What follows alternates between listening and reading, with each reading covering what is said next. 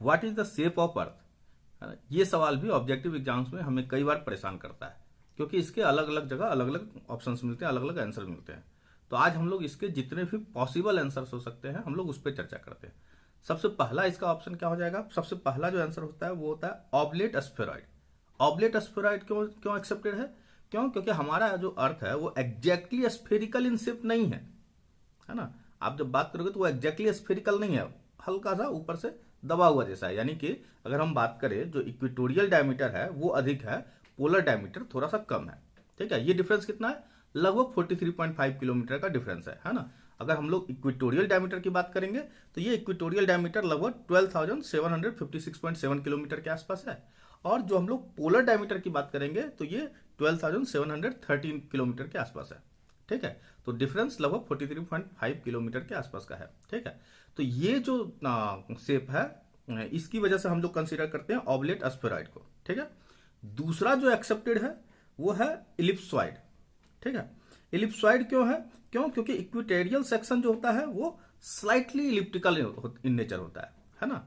Equatorial section is slightly elliptical in nature, है ना। ठीक है, अब इसके बाद जो एक तीसरा जो एक्सेप्टेड है वो है ओवलॉइड, है ना। ओवलॉइड, ओवलॉइड शेप क्यों है?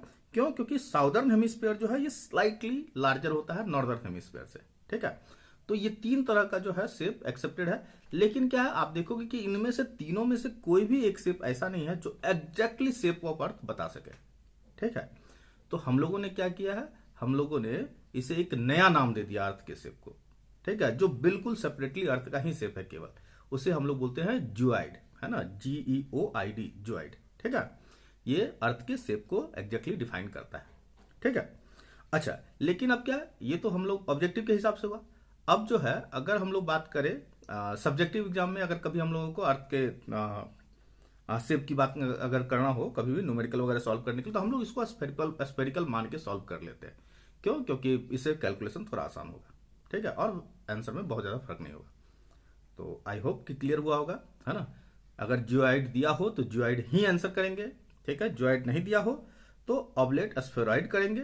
ठीक है, ये दोनों भी ना हो तो फिर हम लोग इलिप्सॉइड या ओवलॉइड के ऊपर जा सकते हैं, जैसा ऑप्शन दिया होगा उसके हिसाब से। Okay, thank you.